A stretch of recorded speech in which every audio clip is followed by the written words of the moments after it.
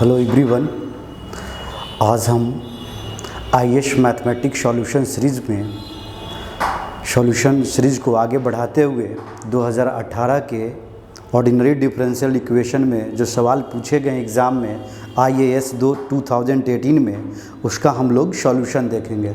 इससे पिछले लेक्चर में हमने आपको अभी तक 2018 का ऑर्डिनरी डिफरेंशियल इक्वेशन का 2 सवाल सॉल्व करके दिखाया है, जिसमें कि एक क्वेश्चन जो था वो 10 नंबर का था और एक क्वेश्चन 13 नंबर का था।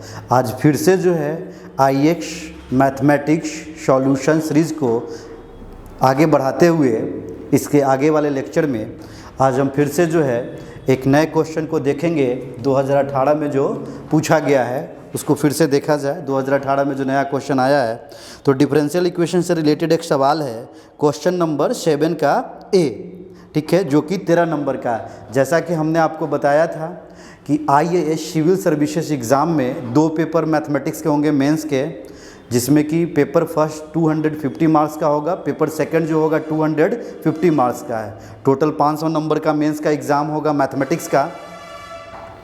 250 नंबर में हमने आपको बताया था कि 2 पेपर का एग्ज़ाम देना है सिविल सर्विसेज में। थोड़ा सा इसको रिकॉल करते हुए, आप अगर सिविल सर्विसेज का एग्ज़ाम दे रहे हैं, सिविल सर्विसेज एग्ज़ामिनेशन, हम यूपीएससी की बात कर रहे हैं, तो इसमें 2 पेपर मैथ का होगा। बताया गया था आपको कि paper first, paper second. Paper first जो होगा 250 मार्क्स, ये भी 250 मार्क्स का होगा।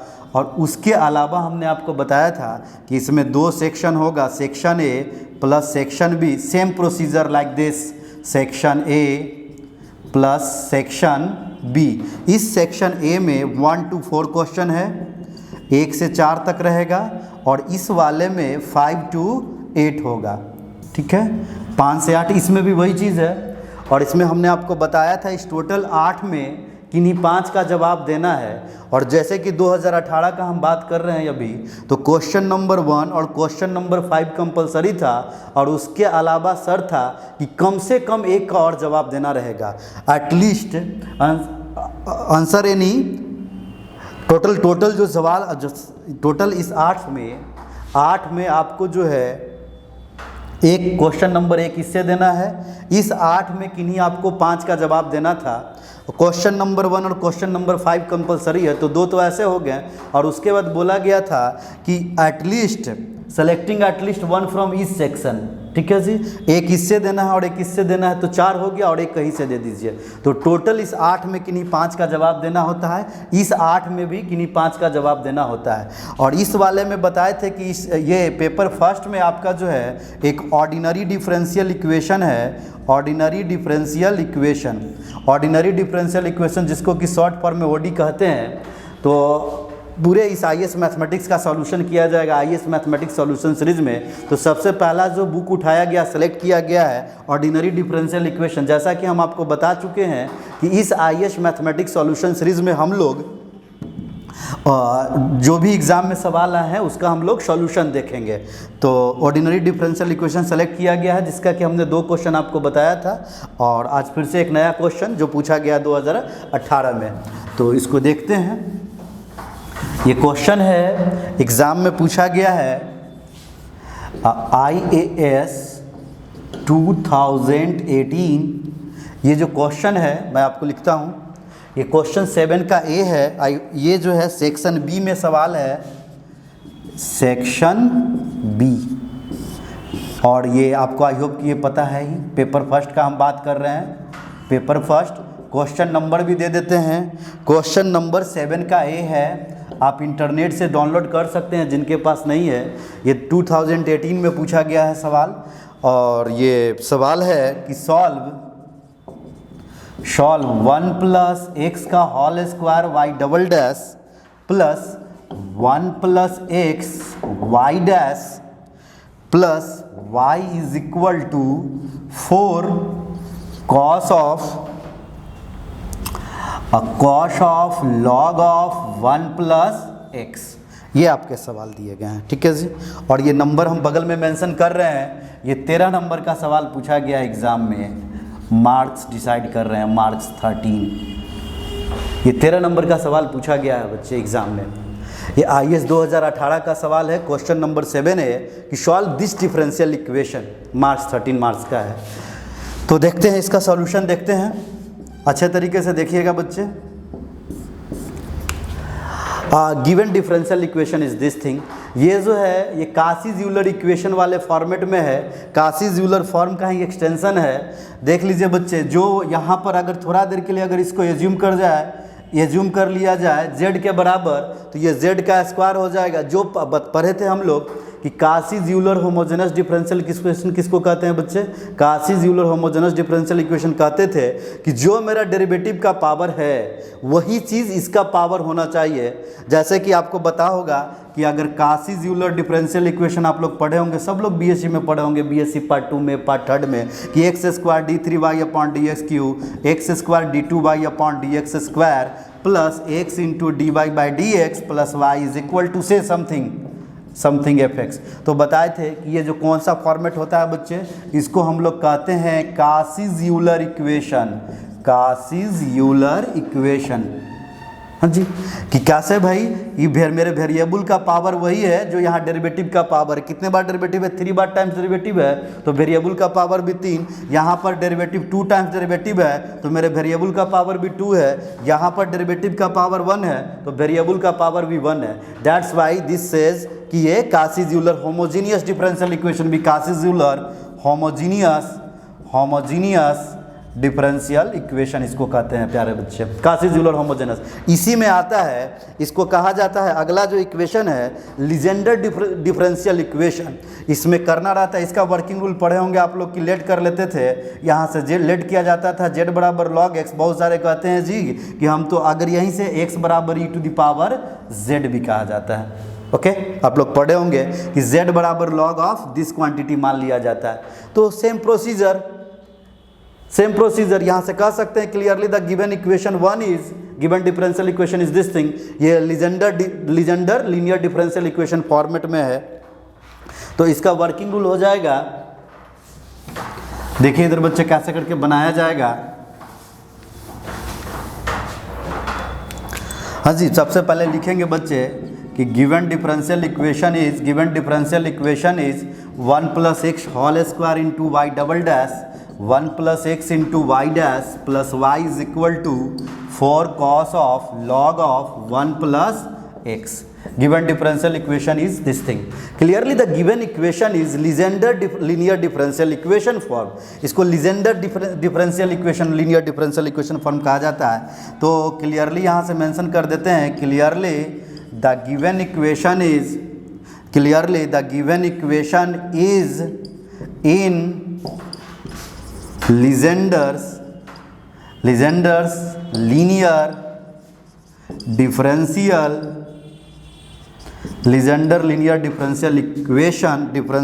Equation form. Clearly the given equation is in Legendre linear differential equation form. So working rule वही जो काशी-यूलर होमोजेनस डिफरेंशियल इक्वेशन पढ़े थे बच्चे, वही है, कुछ भी नहीं है नया, बस नाम बोला गया यहाँ पर लीजेंडर लीनियर डिफरेंशियल इक्वेशन, नाम में कुछ भी नहीं रखा। वर्किंग रूल सेम चीज़ चलाइए, याद कीजिए, यहाँ पर जो रहता था जो डेरिवेटिव का पावर है वही इस वेरिएबल का पावर है, लेकिन वेरिएबल मेरा सिर्फ x ना बन के कोई दूसरा सा क्वांटिटी आया है। तो लेट कर लेते हैं बच्चे कि z इज इक्वल टू, हाँ जी, z इज इक्वल टू कितना के बराबर माना जाता था वहाँ पर, याद कीजिए, log ऑफ x। तो यहाँ पर क्या है, x के जगह पर वेरिएबल मेरा 1 + x, तो मान लेंगे z बराबर log of 1 + x। This that is, बहुत सारे बच्चे यहाँ से कह रहे होंगे कि इस 1 + x को क्या लिख सकते हैं, बहादुर बच्चे बताइए कितना हो गया, e⁻z। आप ये कहो, कोई दिक्कत नहीं है, हाँ जी, इतना कह सकते हैं। अब बारी बारी से जो है हम लोग इसका वैल्यू कैलकुलेट कर लेंगे, इस सेकंड वाले टर्म का, फर्स्ट वाले टर्म का भी वैल्यू कैलकुलेट करेंगे, एंड देन सब्स्टिट्यूट करके हम लोग इसको कन्वर्ट करेंगे। ये वेरिएबल कोफिशिएंट में है बच्चे, इसको कांस्टेंट कोफिशिएंट में तब्दील किया जाएगा। अभी ये इक्वेशन जो है, ये जो मेरा डेरिवेटिव है, इसका जो कोफिशिएंट है वो वेरिएबल है। हमारा टास्क है, हमारा टारगेट है पहला कि फर्स्ट ऑफ ऑल इसको हम लोग क्या कन्वर्ट करेंगे, किस में कन्वर्ट करेंगे बच्चे, linear differential equation with constant coefficient में। क्योंकि 2 सवाल पढ़ चुके हैं कांस्टेंट का, काफ़ी इंपॉर्टेंट चैप्टर ये। तो यहाँ से बताइए बच्चे, सबसे पहला चीज़ हमें ये क्या निकालना है, y' है, dy/dx निकालना है। तो सिंस डी वाई बटे d x is equal to, हाँ जी बच्चे बताइए, इस d y by d x को क्या हम कह सकते हैं कि d Y upon D z into d Z upon d x? Of course. कैसे भाई? D Y upon d s को कहना है प्यारे बच्चे, तो क्या कहा जाएगा? D Y upon d s को अगर कहना है तो यहाँ पर D Y upon D Z और D Z upon D Z से डी जेड कट जाएगा तो सेम चीज़ आ जाएगा। इससे हमको ये बेनिफिट मिला कि d y by d z के विषय में तो कुछ नहीं जानते हैं, लेकिन d Z upon d x तो कह सकते हैं जी। ये जेड बराबर लॉग ऑफ एक्स है। बताइए बच्चे, ये तो 12 क्लास से पढ़ते आ रहे हैं कि जब जेड बराबर लॉग ऑफ एक्स है, लॉग ऑफ 1 प्लस एक्स है, तो इसका डेरिवेटिव निकालना है बच्चे D Z upon d x, Z का एक्स के रिस्पेक्ट में, तो लॉग एक्स का डिफरेंशिएशन 1 बाई एक्स, तो लॉग ऑफ 1 प्लस एक्स का क्या हो जाएगा बच्चे? 1 by 1 plus x. So simple. अब यहाँ से बताइए बच्चे कितना हो गया? दिस मस्ट इम्प्लाइज, अगर हम आपसे पूछें कि बताइए बच्चे d y by d x जो क्वान्टिटी है वो इसके बराबर है, तो ये 1 प्लस एक्स इधर आके मल्टीप्लाइड हो जाएगा, तो 1 plus x into d y by d x is equal to d Y upon क्या हो जाएगा? डी जेड के बराबर होगा। हाँ जी। और अगर ये जो d y by d x है इसको हम लोग डी कहते हैं तो एक नया नाम दे देते हैं, इसको डी डैश कह देते हैं। यहाँ से कह सकते हैं बच्चे कितना हो गया? 1 plus x into d y by d x is equal to, इसको डी डैश कह देते हैं, d dash of y, where यहाँ पर मेंशन कर देते हैं हम कि d dash is equal to D upon D z. हाँ जी, इसको अच्छे तरीके से देखिए बच्चे, डी अपॉन डी जेड को हम लोग क्या कंसीडर कर लिए हैं? डी डैश के बराबर, तो 1 plus x d y by d x is equal to d dash of y. हाँ जी, यहाँ आ गया। अब बता सकते हैं बच्चे किसका वैल्यू कैलकुलेट करना? देख लीजिए, हम जो ये जो पहला वाला जो सेकंड वाला टर्म है 1 plus x into Y dash, ये तो कैलकुलेट कर लिए। वाई डैश का मतलब ही है d y y upon d x, तो 1 plus x d y by d x का वैल्यू जो है आ गया d dash of y, where D dash is d by d z. अब बताइए बच्चे क्या करना है हमें? Find out. बोर्ड पर देखते रहिए सब लोग, इस स्टेप के बाद यहाँ पर लिख दे रहे हैं। अब जो है ये जो सेकंड वाला टर्म है उसका वैल्यू कैलकुलेट करने का प्रयास करेंगे, तो ये तो सेकंड डेरिवेटिव लिखा गया है, तो सेकंड डेरिवेटिव ये फर्स्ट डेरिवेटिव ले लिए। यहाँ से बताइए बच्चे, यहाँ से अगर हम लिखें कि since d two y upon d x square is equal to क्या होगा? ऑल ऑफ यू बताइए बच्चे क्या लिखा जाएगा? D two y upon d x square का मतलब है कि 2 बार डेरिवेटिव करना है। किसको? आपको वाई को करना है, तो 2 बार अगर डेरिवेटिव करना है तो जो एक बार डेरिवेटिव आया है वाई का उसी को एक बार और डेरिवेटिव कर देंगे। जो वाई का एक बार डेरिवेटिव आया है उसको एक बार और कर देंगे तो डी टू वाई बटे डी एक्स स्क्वायर हो जाएगा। So simple. यहाँ से बताइए बच्चे कितना हो गया? D by d x of d y by d x हम लोग कैलकुलेट कर चुके हैं। बोलिए, d Y upon d x का वैल्यू यही तो है, 1 upon 1 plus x into d Y upon D z. बोलिए बच्चे, ये यही तो d y by d x है, तो इस d y by d x का कंप्लीट वैल्यू हम यहाँ पर सब्स्टिट्यूट करना चाह रहे हैं। ये क्या लिखा गया बच्चे? 1 upon 1 plus x multiplied with d Y upon D z. Have you any problem? D y 1 by 1 plus x into d Y upon D z. अब इसको फर्दर सिंप्लीफाई करते हैं तो this must implies d two y upon d x square is equal to, हाँ जी, u into v वाला formula work करेगा ना? तो यू इंटू वी वाला फार्मूला हम लोग पढ़े होंगे। इस टर्म को पूरे को यू कंसिडर कर रहे हैं, इसको भी कंसिडर कर रहे हैं, तो यू इंटू वी का वर्किंग रूल है कि यू को छोड़ देंगे और इसका डेरिवेटिव करेंगे। तो बताइए बच्चे, एक्स के रिस्पेक्ट में डेरिवेटिव करना है, लेकिन ये भी मेरा जो एक्सप्रेशन है वो जेड का टर्म का है, तो पहले इसका डेरिवेटिव किसके रिस्पेक्ट में निकाला जाएगा? जेड के रिस्पेक्ट में इसका डेरिवेटिव किया जाएगा। D y by d Z है बच्चे, हमें एक्स के रिस्पेक्ट में करना। याद कीजिए 12 क्लास में पढ़े होंगे फंक्शन ऑफ फंक्शन रूल। तो इसको बताइए, जो d y by d Z है पहले इसका जेड के रिस्पेक्ट में निकलेगा derivative, and then after z का फिर एक्स के रिस्पेक्ट में निकालेंगे। तो d y by d z का जो एक बार डेरिवेटिव जब जेड के रिस्पेक्ट में आप करोगे तो बताइए बच्चे कितना हो गया? D two y upon D z square. देख लीजिए, यू को छोड़ दिए हैं, working rule you into we लगा रहे हैं। यू को छोड़ेंगे वी का डेरिवेटिव प्लस वी को छोड़ेंगे यू का डेरिवेटिव, तो इसको छोड़ दिए, इसका डेरिवेटिव कर रहे हैं। तो पहले जेड के रिस्पेक्ट में, लेकिन एक्स के रिस्पेक्ट में करना, और फिर जेड का एक्स के रिस्पेक्ट में प्लस हो गया जी।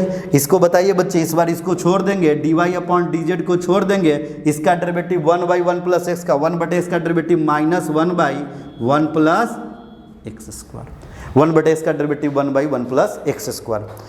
1/x का होता है 1/x², तो 1 इसका हो गया जिसका स्क्वायर। देख लो जी प्यारे बच्चे, ये वाला क्वांटिटी, ये वाला क्वांटिटी, हाँ जी, इस d2y/dx² के साथ क्या मल्टीप्लाइड है, 1 + x का होल स्क्वायर। इस प्रत्येक एक्सप्रेशन में दोनों तरफ जो है मल्टीप्लाई कर देते हैं 1 + x का होल स्क्वायर, तो ये क्वांटिटी कैसा बन जाएगा, 1 + x का whole square into d2y/dx² is equal to, इस वाले प्रत्येक टर्म को मल्टीप्लाई करना चाह रहे हैं प्यारे बच्चे किससे, 1 + x के होल स्क्वायर से।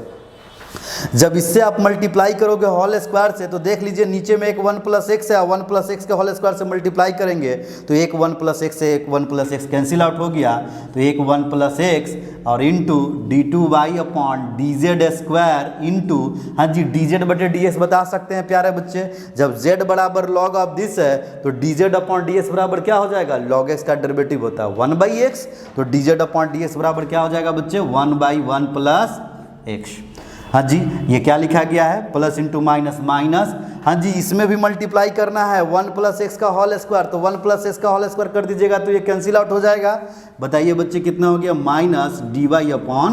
-dy/dz। हाँ जी, समझने में कोई दिक्कत। अब यहाँ से बताइए, इसको और फर्दर लिख देते हैं अच्छे तरीके से, ध्यान दीजिएगा, ऊपर से इरेज कर रहे हैं, ठीक है। हाँ जी, ये 13 नंबर का सवाल है। अभी तक एक 10 नंबर और 13 नंबर का बताए थे, और 13 नंबर का फिर से ये बता रहे हैं सवाल, तो देखते चलना है। हाँ जी, देखिए इधर बच्चे, एक 10 नंबर का बताए थे, एक 13 नंबर का, फिर से 13 और 13 26 हो गया, 26 और 10 36, 250 में 36 नंबर का भी चल रहा है डिफरेंशियल इक्वेशन से। काउंट कीजिएगा, देखिएगा कितना ज़्यादा इंपॉर्टेंट है डिफरेंशियल इक्वेशन। ये 36 नंबर का 13 नंबर का सवाल पहले बता चुके थे, 10 नंबर का सवाल बता चुके थे, पुनः अभी जो है 13 नंबर का सवाल बता रहे हैं, तो इस कुल मिला के 36 नंबर हो जाएगा इसके बनने के बाद डिफरेंशियल इक्वेशन से। हाँ जी, राइट डाउन। यहाँ से बताइए बच्चे कितना हो गया, तो दिस मस्ट इम्प्लाइज कि 1 + x का whole square into d2y/dx² is equal to, देखिए प्यारे बच्चे, ये और ये क्या हो गया, कैंसिल आउट हो गया है। अब अगर हम आपसे पूछे, देखिए ये जो नोटेशन है d/dz जो है उसको d' कहते हैं, तो d/dz को जो अगर d' कहेंगे तो चूंकि ये स्क्वायर लिखा गया है, तो ये बताइए बच्चे क्या हो जाएगा, d' का स्क्वायर और y minus d' of y। हाँ जी प्यारे बच्चे बताइए, ये d/dz जो है मेरा d' है, d' का square of y minus d' of y के बराबर। हाँ जी प्यारे बच्चे बताइए कितना हो गया, this must implies 1 + x whole square into d2y/dx²। हाँ जी, दोनों में y कॉमन हो जाएगा, तो y कॉमन ले लेंगे, और यहाँ से इसमें क्या कॉमन लेंगे, d' भी कॉमन ले लेंगे, d' कॉमन ले लेंगे, तो पहला में बच जाएगा d' और यहाँ पर बच जाएगा -1। क्या किए, y कॉमन लेके यहाँ लिख दिए, दोनों में d' कॉमन ले लेंगे, एक d' यहाँ बचेगा, यहाँ -1 बच जाएगा। हाँ जी बच्चे, ये जो दोनों टर्म था, ओके सॉरी, ये dx² है। हाँ जी बच्चे, ये जो पहला वाला जो टर्म था वो भी फाइंड आउट कर दिए, 1 + x का होल स्क्वायर, ये लिखा गया y" मतलब d2y/dx² लिखा गया है, 1 + x इंटू y' है, यही तो 1 + x इंटू y' है जी, ये भी कैलकुलेट कर लेंगे, हो गया। तो क्या करेंगे बच्चे, नाउ फ्रॉम इक्वेशन नंबर 1 से अब चलते हैं। यहाँ हम लिख रहे हैं कि नाउ फ्रॉम इक्वेशन 1 से, ऑल ऑफ यू बोर्ड पर देखिए, इधर बच्चे बताइए कितना के बराबर हो गया, 1 + x² इंटू y" का वैल्यू ये वाला लिख सकते हैं कि नहीं, तो क्या लिखा गया बच्चे, d' -1 into y plus 1 + x into y' का जो वैल्यू है, 1 + x इंटू y' का जो वैल्यू है वो d' ऑफ y के बराबर है, तो d' ऑफ y हो गया है, plus of y is equal to क्या लिखा गया बच्चे, 4 cos, हाँ जी बताइए, log ऑफ 1 + x जो है वो log ऑफ 1 + x कितना के बराबर है, z के बराबर है। log ऑफ 1 + x कितना के बराबर है बच्चे, z के बराबर है, से दिस इज z। देखा जाए, अब इस स्टेप के बाद कुछ भी नहीं बच गया बच्चे। हाँ जी देख लीजिए, यहाँ के बाद देखा जाए, इधर अच्छे तरीके से देखिए, इधर सीखिए, समझिए। ये याद रखना था कि z बराबर हम लोग log 1 + x माने हैं, और 1 + x का मान e⁻z है। अब देखिए तो इधर बच्चे, ऑल ऑफ यू,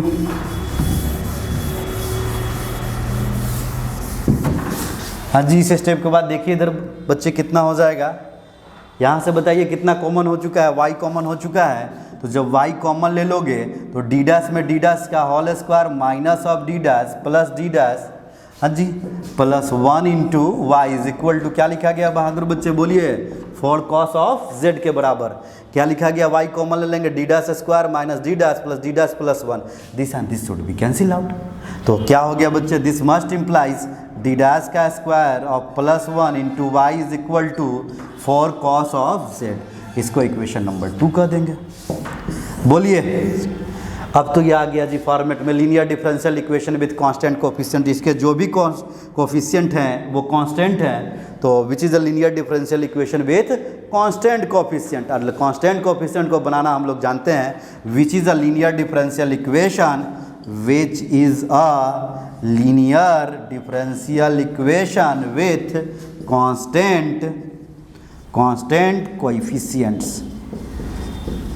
बोर्ड पर देखा जाए बच्चे, which is a linear differential equation with constant coefficient. और इसको बनाना जानते हैं, एक्जुलरी फंक्शन निकालेंगे, complementary function plus particular integral दोनों का ऐड कर देंगे, मेरा जनरल सॉल्यूशन हो जाएगा। तो नाउ देयरफॉर, अब यहाँ से ऐसा है तो therefore it's auxiliary equation is क्या करते हैं बच्चे, याद होगा ये एफ डी डैश को किससे इक्वेट करेंगे, 0 से। ये कितना के बराबर है, डी डैश का होल स्क्वायर प्लस 1 बराबर 0। यहाँ से कह सकते हैं डी डैश का होल स्क्वायर बराबर माइनस 1, डी डैश का होल स्क्वायर बराबर, पढ़े होंगे बचपन में कि आई स्क्वायर बराबर क्या होता है बच्चे, माइनस 1। तो डी डैश बराबर इधर आएगा तो क्या हो जाएगा, प्लस माइनस रूट अंडर आई स्क्वायर, मतलब आई नहीं कुछ है तो यहाँ पर 0। ये किसका वैल्यू निकल गया बच्चे, डी डैश का आ गया, जो कि कैसा है, कॉम्प्लेक्स है। और कॉम्प्लेक्स है तो पता होगा कॉम्प्लीमेंट्री फंक्शन लिखने का फार्मूला। तो इसका कॉम्प्लीमेंट्री फंक्शन बताइए बच्चे कितना हो गया, Y C F is equal to, formula लिख देते हैं अगर alpha plus minus I beta के टर्म में रहेगा, complex alpha plus minus I beta के टर्म में रहता था तो फार्मूला होता था E to the power alpha into x.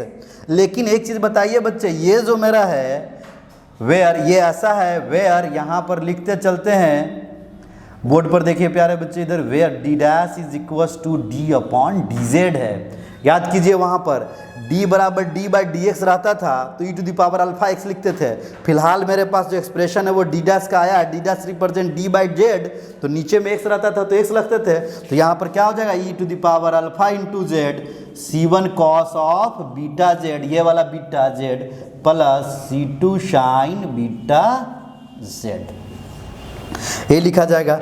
बस रख दीजिए, अल्फा का मान ये है, नहीं कुछ है बच्चे तो 1 इंटू आई है, बीटा का वैल्यू क्या हो गया है, 1 के बराबर। इस स्टेप के बाद बताइए बच्चे, ऊपर से लिख दे, इरेज करते हैं, यहाँ से बताइए कितना के बराबर हो गया। इस स्टेप के बाद बोला जाए, यहाँ से क्या कहेंगे प्यारे बच्चे बताइए, यहाँ से हो गया therefore Y complementary function is equals to E to the power alpha, alpha is कितना 0, तो 0 into Z c1 cos of beta into Z, beta का मान 1 है, प्लस c2 साइन x होता था लेकिन x नहीं लिखेंगे बच्चे, क्या है z, तो 2 साइन z, ठीक है। और e टू द पावर तो इस तरीके से कैलकुलेट कर लिए y कॉम्प्लीमेंट्री फंक्शन बराबर, बताइए e टू द पावर 0 1 हो गया, और ये कितना हो गया बच्चे, c1 cos ऑफ z। लेकिन क्वेश्चन तो मेरा x में था, हम तो z अपने डमी वेरिएबल है, अपने मतलब और मकसद में कामयाब होने के लिए z बराबर हम लोग log x कंसीडर किए थे। तो बताइए बच्चे, जब बात बन चुका है तो z का वैल्यू रखें कि नहीं रखें, रख देंगे। तो c1 cos z बराबर क्या लिखेंगे बहादुर बच्चे बताइए, z बराबर मेरा क्या था, z इज इक्वल टू था log of 1 plus x plus c2 sine, फिर से क्या लिखा गया बच्चे, z इज कितना, log ऑफ 1 प्लस एक्स। ये मेरा कॉम्प्लीमेंट्री फंक्शन निकल चुका है।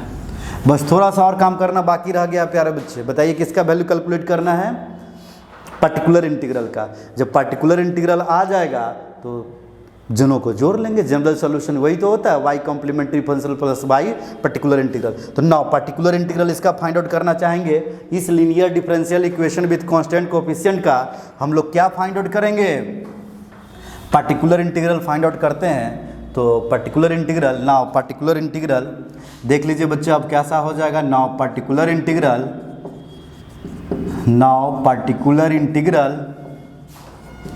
Now particular integral P I is equal to क्या होता था बच्चे 1/FD। FD क्या है d डैश का स्क्वायर प्लस 1 इंटू वी क्या है बच्चे बताइए 4 cos ऑफ z के बराबर। काफ़ी आसान, याद कीजिए बच्चे, पढ़े थे फार्मूला हम यहाँ पर लिख दे रहे हैं, अगर भूल गए हैं कोई बच्चे तो यहाँ पर लिख रहे हैं कि P I is equal to, याद कीजिए अगर F of D square cos of M X रहता था बच्चे तो 1/f ऑफ डी स्क्वायर को किस चीज़ से रिप्लेस कर देते थे माइनस ऑफ एम स्क्वायर से। याद कीजिए रिप्लेस करते थे हम लोग, replace D square is equal to minus of M square से। ये फार्मूला था, पढ़ना था ग्रेजुएशन में कि अगर कॉस एम एक्स है बच्चे तो D square is replace by, अगर कोई ट्रिग्नोमेट्रिकल टर्म है स्टैंडर्ड फॉर्म में है, नॉन स्टैंडर्ड का तो कल बता चुके थे कि जनरल वर्किंग रूल था, ये स्टैंडर्ड फॉर्म में है तो सहारा ले लिए कॉस एम एक्स है, रिजल्ट का सहारा ले लिए कॉस एम एक्स है तो D square is replace by minus of M square, तो माइनस ऑफ ये एम स्क्वायर। ठीक है जी, आइए यहाँ पर देखते हैं बच्चे, तो यहाँ से बताइए 4 तो कांस्टेंट है बाहर हो जाएगा, 1/डी स्क्वायर को किस चीज़ से रिप्लेस कर देंगे, यहाँ पर डी स्क्वायर को पूरा कंप्लीटली रिप्लेस करते हैं तो रिप्लेस कर दिए हैं, रिप्लेस बोर्ड पर देखते रहिएगा बच्चे, रिप्लेस डी डैश का स्क्वायर इसको किस चीज़ से minus of M square, M का मान 1 है 1 का स्क्वायर से। तो बताइए बच्चे कितना के बराबर हो गया, डी डैश स्क्वायर के जगह पर अगर रखोगे तुम माइनस ऑफ 1 तो ये कितना के बराबर हो जाएगा -1 और +1 0 हो जाएगा। यही तो ब्यूटी है भाई, IAS एग्जाम में पूछा जा रहा है, एक क्वेश्चन देख के वो आपसे सब चीज़ जान लेगा। तो पिछले क्लास में घबराइए मत बच्चे, हम आपको बताए थे कि जब कभी भी डिनोमिनेटर मेरा 0 होने लग जाए तो उस समय का वर्किंग रूल क्या था बहादुर बच्चे बताइए क्या था। उस समय का वर्किंग रूल था एक x लिखिए, लेकिन क्या यहाँ पर x लिखेंगे, नहीं लिखेंगे x, क्यों, क्योंकि वहाँ पर लिखते थे कब, जब मेरा d/dx था। यहाँ पर क्या है बच्चे d डैश में हम बात कर रहे हैं तो वहाँ पर x से मल्टीप्लाई करते थे, यहाँ पर किस चीज़ से मल्टीप्लाई करते हैं z से मल्टीप्लाई करेंगे। वहाँ d का मान d/dx होता था, x के रिस्पेक्ट में डेरिवेटिव कर रहे थे, यहाँ पर हम लोग z के रिस्पेक्ट में डेरिवेटिव करते हैं। ये खूबसूरत सा क्वेश्चन, यहाँ पर बहुत सारे बच्चे जो है मिस्टेक करते हैं, तो बताइए काफ़ी ज़्यादा। यहाँ से क्या लिखेंगे बच्चे, ये z लिखेंगे और 1/ इसका डेरिवेटिव करेंगे बच्चे तो 2 इंटू डी डैश कॉन्स्टेंट का 0। भाई दो यहाँ पर काफ़ी महत्वपूर्ण चीज़, एक बार तो इसको रिप्लेस जब किए तो -1 +1 कट के 0 हो गया। रिजल्ट देख लीजिए कहाँ पूछा जा रहा है क्वेश्चन, काफ़ी कॉन्सेप्चुअल सवाल। ठीक है, ये तो यहाँ के बाद x से ना मल्टीप्लाई करके z से मल्टीप्लाई करेंगे और ये इसका डेरिवेटिव कर लेंगे और क्या लिखा जाएगा बच्चे, ये 4 से तो कोई दिक्कत नहीं है, 4 तो पहले ही बार हो चुका है, cos ऑफ z। अब बताइए बच्चे कितना के बराबर हो गया, ये 4z 1/2। हाँ जी, d का मतलब डेरिवेटिव होता है तो 1/d का मतलब इंटीग्रेशन होगा, और चूंकि वह 1/d डैश है, d dash integrates d dash denotes d/dz, यानी कि z के रिस्पेक्ट में इसका इंटीग्रेशन करना है। d का मतलब होता है d/dx, डिफ्रेंशिएट कीजिए, 1/d का मतलब इंटीग्रेट कर दीजिए x के रिस्पेक्ट में, लेकिन ये z के रिस्पेक्ट में है जी बच्चे, तो z के रिस्पेक्ट में इंटीग्रेशन बताइए बच्चे कितना हो गया, cos z का इंटीग्रेशन कितना हो गया, साइन ऑफ z के बराबर। इंटीग्रेशन पूछ रहे हैं बच्चे, घबराइएगा नहीं, अगर यही साइन z रहता तो इसका integration minus of cos z हो जाता, लेकिन cos z है तो फिलहाल साइन z, 2 से 2 कैंसिल आउट हो गया, कितना हो गया प्यारे बच्चे 2z साइन z। अब बात बन चुका है, लास्टली जो है z का मान रख देंगे, चूंकि z एक डमी वेरिएबल है, हम अपने मतलब और मकसद में कामयाब होने के लिए z को इंट्रोड्यूस किए थे। तो बताइए बच्चे ये फार्मूला लिख लिए होंगे आप लोग, इस फार्मूला का कोई काम नहीं है। हाँ जी, ज़रा देख लीजिए इधर, ये अब बताइए बच्चे कितना हो गया है 2 इंटू z बराबर बताए थे log of 1 + x into sine of z के जगह पर क्या लिखेंगे प्यारे बच्चे, log ऑफ 1 + x। निकल गया जी, ये मेरा PI आ चुका है, यही मेरा PI हो चुका है, फाइनल यही मेरा PI है। हाँ जी, and therefore lastly required solution is, इसको इरेज कर रहे हैं प्यारे बच्चे, देखिएगा इधर, एंड देयरफॉर लास्टली हम लोग कहेंगे कि therefore required solution is, therefore required solution is, required solution is y is equal to y complementary function plus y particular integral. Therefore y is equal to y complementary मेरा ऊपर से लिखेंगे c1 cos of क्या लिखा गया बच्चे, log of 1 + x plus c2 sine of log of 1 plus X, 1 plus X plus क्या लिखेंगे y particular integral 2 log of 1 plus x multiplied with